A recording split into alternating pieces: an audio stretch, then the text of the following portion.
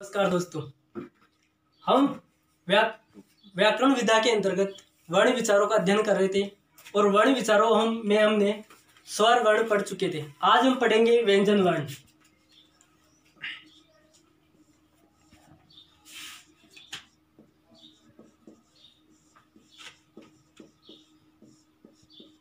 व्यंजन वर्ण वे वर्ण होते हैं जिनका उच्चारण हम स्वतंत्र रूप से नहीं कर सकते बल्कि स्वरों की सहायता से किए जाते हैं, उसे हम व्यंजन वर्ण कहते हैं। वे वर्ण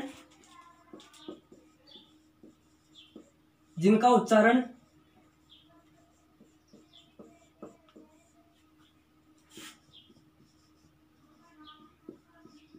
स्वतंत्र रूप से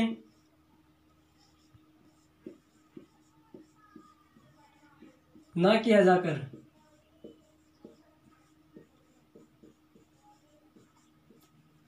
स्वरों की सहायता से किया जाता है।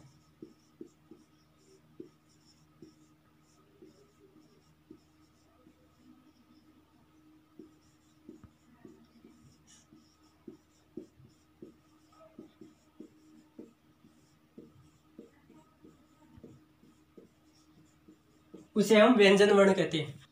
व्यंजन वर्ण 33 प्रकार के होते हैं।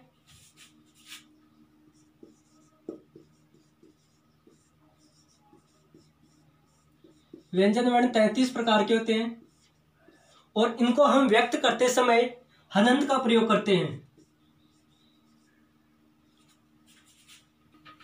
व्यंजन वर्ण के 3 भेद होते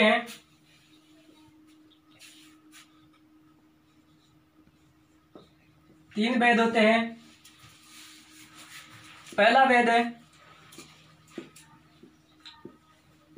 स्पर्श व्यंजन। स्पर्श व्यंजनों की संख्या 25 होती है।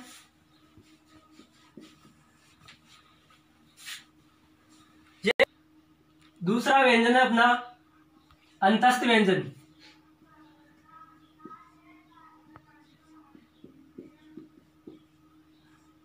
अंतस्थ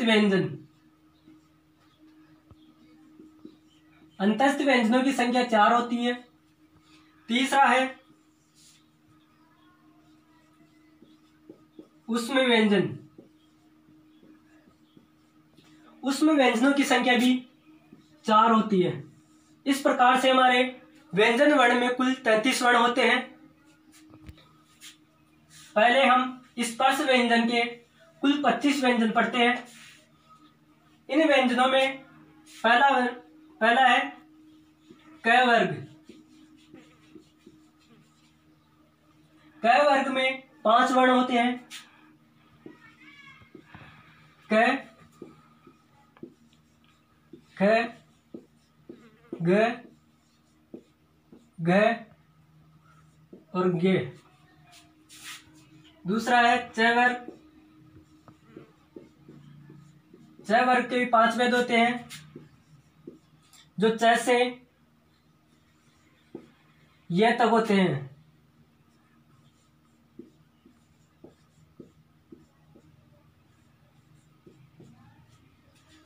तीसरा है ट वर्ग। ट वर्ग में भी 5 वर्ण होते हैं।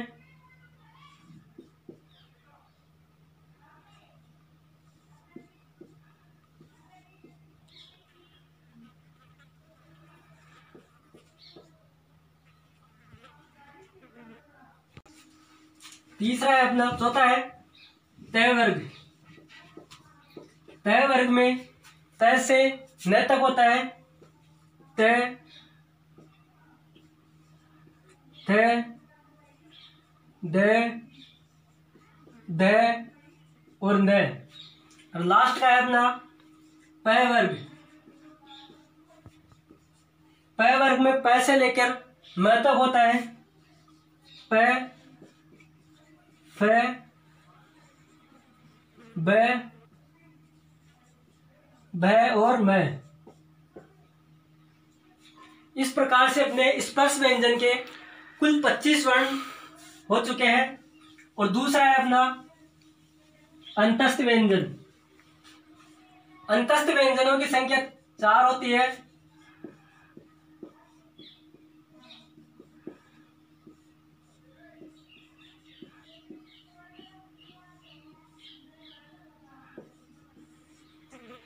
यह, ये, र, ल और व। और तीसरा व्यंजन है उष्म व्यंजन। तीसरा है अपना उष्म व्यंजन।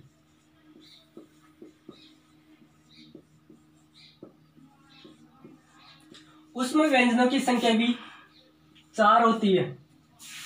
यह है स, श और स, व है।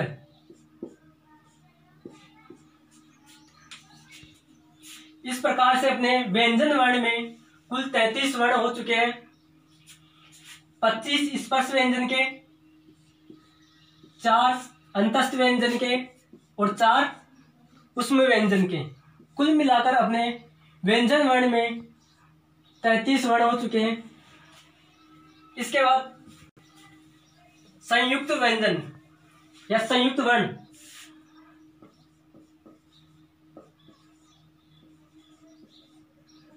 संयुक्त वर्ण, संयुक्त वर्ण वे वर्ण होते हैं जो दो व्यंजनों के मिलकर या दो व्यंजनों के योग से मिलकर जो नया व्यंजन बनता है उसे हम संयुक्त व्यंजन या संयुक्त वर्ण कहते हैं। इसके भी 4 वर्ण है। पहला है अपना श, दूसरा है त्र, तीसरा है गे और चौथा है श्रेय। ये क और स से मिलकर बना है त्र, त और र से मिलकर बना है गे, गे ज और ये से मिलकर बना है। और लास्ट है अपना त्र, ये अपना है स और र से। इस प्रकार से अपने संयुक्त वर्ण भी हो गए। और अब है अगला अयोगवाह वर्ण।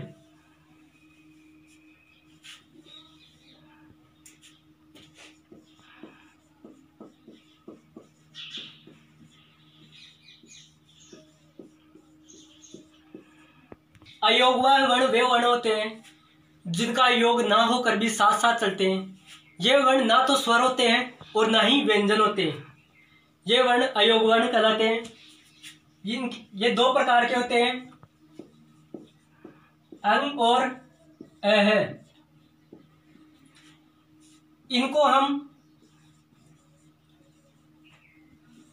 अनुस्वार कहते हैं और इसको हम विसर्ग कहते हैं। इसके बाद अपने हैं उत्क्षिप्त वर्ण।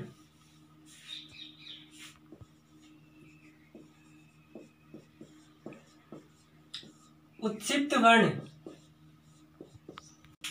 उत्क्षिप्त वर्ण, उत्क्षिप्त वर्ण वे वर्ण होते हैं जिनकी ध्वनियां उच्चारण करते समय जीवा मूर्धन्य को स्पर्श करके तुरंत नीचे गिर जाती है, उसे हम उत्क्षिप्त वर्ण कहते हैं।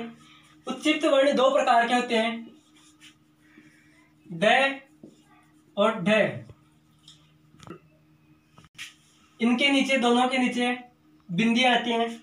अब हम उच्चारण करके देखें तो एक बार देखो, ड और ढ अपनी जीवा मूर्धन्य को स्पष्ट करके तुरंत नीचे गिर रही है। अगर इन स्वरों में या इन वर्णों में बिंदी आए तो ये उत्क्षिप्त वर्ण है, अगर बिंदी नहीं आए तो ये उत्क्षिप्त वर्ण नहीं है। इनको देखें तो जब इन शब्दों की शुरुआत इन दोनों वर्णों की से होती है तो इनके नीचे बिंदी नहीं आती है। जैसे देखें तो डलिया, ढक्कन,